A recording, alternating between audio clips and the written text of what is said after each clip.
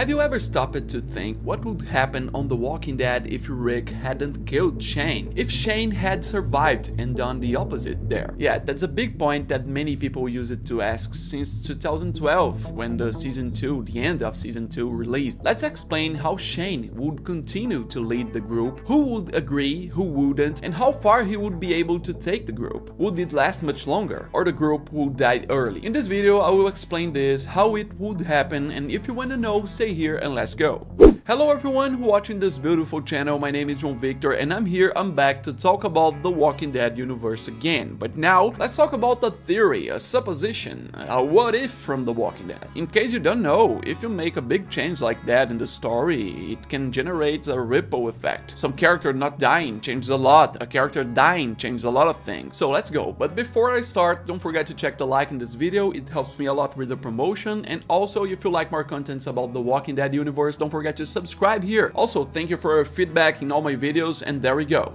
Yeah, let's talk about who was practically the first villain of The Walking Dead. Not the first organized villain with his group of enemies and everything, but someone who left what was a side of good and became the enemy in season 2, which is Shane Walsh, who used to be Rick's best friend in the beginning. Basically, to recap, we start the show, the introduction there in the first episode of Rick. He's with Shane, we see them working, doing a police chase and everything, where Rick is shot and goes into a coma, and it's Shane who is responsible for kind of taking over his family's things and taking care of Rick in the hospital. But the thing is that he takes care of him so much that he takes the family for him. He wants it for him, to the point that when Rick comes back, he don't want to give it back. But that's not even the main problem, it's one of the problems. For those who don't remember, in the first season, Rick and Shane even agree well, and especially in the second, the disagreement between them increases more and more, questions of morality. In one side, we have Rick, who even in this apocalyptic world wants to keep humanity so people don't freak out, so he's not killing everyone he doesn't consider a friend. And in the other side, Shane is like that, he wants it. Like Rick prefers to take some decision, to wait, and Shane prefers another, to go and kill the people, kill the enemies, everyone who tries to face his group. Basically in season 2 we see the problem between them until they reach the big apex. We see Shane being outraged by Rick's decisions and Rick himself to end up being the leader of the group. So Shane doesn't want to accept Rick being the leader. He wants to lead and wants the group to follow the plans according to his project. And he's even extremely angry and jealous that Rick came back and took his family back to him. So it's a sum of factors that makes Shane make a decision as a solution, that he imagines that the solution would be to kill Rick. Take Rick out of the game so he can get his family back to him, so he can take the leadership of the group, and everything goes this way. But that's where Rick calms the situation when Shane is about to kill him. Rick calms the situation as if everything is fine, as if they are going to fix it, but kills Shane by surprise, with a little touch of cruelty there. But as a decision that if Rick didn't do it, Shane at some point could kill Rick by surprise, and then the point comes. For a long time I've seen some people discussing this, but let's go to my opinion on what The Walking Dead brings as an indication. What if in fact the opposite had happened? What if Shane has gotten what he wanted there? So let's go, let's explain it. If Shane had killed Rick on that field, let's start with the immediate result points. First we need to talk about the reactions of the group, which would already have problems there. Like everyone knows that when Rick kills Shane, he himself shows up and says that this is no longer a democracy. Kind of saying that now he's the leader, that no one should try to stop him, like Rick Grimes' dictatorial plan. But it's just like a line that, being that Rick isn't even so bad with the members of the group, to the point that if someone tries to leave the group,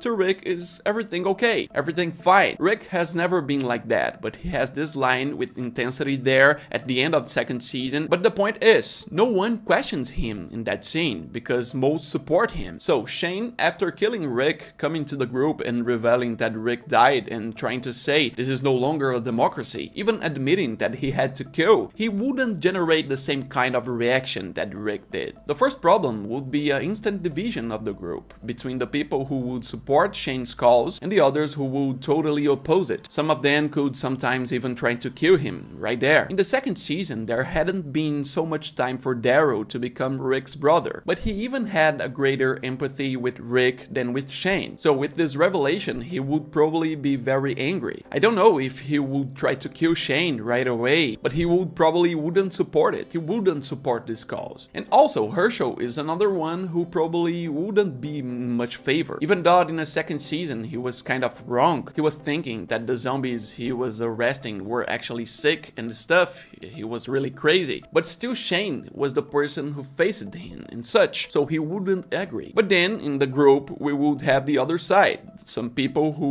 would have inclinations to agree. For example, Andrea. We see in the second season there are relations with Shane there, so there would be some inclinations there with his principles and everything. She could carry a few people on her side, but still the group would be divided. From then on, it's not possible to know how the result of this division will be. If those who don't approve simply leave the group or face Shane in an armed way and already cause a very crazy civil war there, we really don't know. Or if they were going to continue with the group even though they were outraged, because it's the only group they know that can be safe. If we consider the first possibility of a civil war in the group, the video ends here. But talking about the other possibility that they are still alive, even if we don't like Shane's leadership, we move on to the next arc, the prison arc. Yeah, it starts in the third season, and Shane, even after killing Rick, I believe there would still be a possibility for him to find prison along with the group. In the story, it is told that they find the prison like a few months after the farm, and I would say that they will be able to get there and clean it up to get it as a new shelter, but especially with this character in the leadership, Shane, everything would work in a much pragmatic and sinister way. Him leading the group with his ideas and everything, he was going to eliminate any idea of morality or excessive diplomacy of trying to contact other people and all that. It will be a very closed group indeed. Certainly, as I said in the second season, he would give ideas of either trying to kill someone who is going against it, or simply abandoning this person in the middle of the way, simply because he didn't agree. I believe this would be Shane's treatment and he would survive. He would survive there in prison, but then we go to the first conflict he would face, a greater conflict that was inevitable in the story, the conflict with the governor. Yeah, here there could be some advantages, but at the same time it will be extremely risky what Shane would tend to do. That's because when we found out about this group, when we found out about the governor, who until then, at the beginning, seemed like a harmless group, Shane's more pragmatic side was going to prevail more right away, of not wanting too much relationship, not wanting too much diplomacy, of wanting things his way. So yeah, it will be possible for Shane to try a surprise attack before any war, before any interest of the evil governor or everything else to be expressed. For Shane to make an attack on Woodbury first, taking away all that calm and peaceful atmosphere. He was going to be the person to break it right away, and that for sure would have a number of different consequences. One of them would be a good thing for Shane. He could get an advantage with this attack, manage to dominate and get an advantage over the governor. But this for sure will generate many deaths of innocent people. Innocent people both on the Woodbury side were going to die a lot of more, as well on the side of his own group, because as much as at the beginning the governor wasn't a military advanced as in the fourth season, they were advanced. They had more military power than the prison staff already. They had practices for that. Very mean people to act in this sense, like Merle, Daryl's brother, along with him and others. And the people at home in prison were much more unprepared. Like, the crowd evolves more militarily, from learning a lot of things about the apocalypse through the prison arc, to in the fourth season being able to battle better. So Shane was going to destroy a lot of innocent people in the group in a very advanced way, simply because of this abrupt attitude. And you can say, oh, but it will be worth it. At least it would weaken the governor. Yeah, it will be worth it. But weakening the governor at the expense of losing about 10 or 15 people who we like a lot in prison, or sometimes a little more, and I don't know how many from Woodbury for this initial weakening, which sometimes wasn't even going to generate a victory. Also having the possibility of even losing to the governor because of the military practice the governor's group had at this point. And here we enter a point of a big difference that has a positive and negative points between Rick and Shane. Rick has much more more of a leader's characteristic, because of his much more long-term thinking. Sometimes accepting some problems in the present, not trying to face some things in the present faster and solve them quickly, which makes the group suffer at certain points, but he did it to be able to have good things in the future. For example, preserving humanity, preserving good relations, preserving the lives of group there, not putting the lives of the group at risk to solve some problem, avoiding some attacks that could be so important, but because that could put at risk people that they love in the group. This may be a negative point for some, but in the future, this generates good things. Like Rick had more cool-headed thinking, which makes him able to plan something more, but he needs more time for that. Shane, on the other side, doesn't. He has more short-term thinking, which has some positive points in this. He can solve some situations faster, more explosively, more aggressively. He can make a lot of problems face to face. He can decide an attack that even if it will put the group at risk, he gets more advantage over some group by deciding that. But in the long run, that's Shane's problem. Shane is not the guy that used to think idea of a very large-scale community with everyone organizing a new city like the Commonwealth, each one having their own lives and evolving and growing more and more, returning to humanity. But so, leaving this comparison, going back to what would happen, you know, from the issue of the governor and the threat, it will be inevitable that the group would split sooner. Like, we got to this point here of Shane against the governor, with the members of the group still, even if unhappy. But from that moment on that they started to have these problems, characters who don't agree most with Shane's cause were going to start leaving the group because someone they loved died there, or because they are at risk, or because they can't stand Shane anymore. They would just run away, get rid of it. Daryl is one that I really doubt that would last more than 1-2 seasons working with Shane. Holding on, even if there on the farm after Shane killed Rick, he still understood what Shane was saying, he would last a very short time. At some point, Daryl was going to face it. He was going to give a very big problem, or he was going to leave quietly. He was just going to disappear from the group and go on his way alone, sometimes with Carol or someone else. And again, we get to the point, the destruction of the group. Somehow the group we know from The Walking Dead, post-prison or from prison, after it finally coming to an end, this group would cease to exist very quickly. The people left on Shane's group, on Shane's side after the threat against the governor, would be just a few like that in the group who would still support his cause. And if he had still been alive after the threat against the governor, he would form his own militia, you know, would be a group that he recruited people according to his profile who were aligned with him, would become a group of villains, and thus a group of Shane. Whatever was left after facing the front against the group of Terminus would be an average group. But anyway, even if passed from here, Shane with whoever was left with him, in my opinion, will not go beyond the next phase, the phase of the saviors. Meeting Negan and his group, Shane was going to try to attack abruptly first, doing the same mistake that Rick and his group did. He attacked Negan before he attacked, got in the middle of a fight with the principle of avoiding the worst, because he knew what Negan's group was capable of enslaving, having a dictatorship. Rick himself tested this strategy against the savior and only managed to get out of it because of the group's unity. In the case of Shane facing Negan's group, even recruiting several mercenaries and other things, I still believe he wouldn't have the ability to defeat the saviors, mainly due to the amount of men Negan had at the beginning. And I think this because of what I said in the beginning of the video, because he is the kind of person who solve it on the spot. Let's solve it. It's like great to watch this, but in the long run it goes very bad. Write in the comments what do you think, what is your opinion, do you want more videos like this? Put the suggestions there of the character, if someone hadn't died, what if someone had survived some change in the universe. People always like that. And also don't forget to check the like in this video, it helps me a lot. Don't forget to subscribe in this channel to receive more contents like this. Thank you for watching this video, I'll be back soon and bye.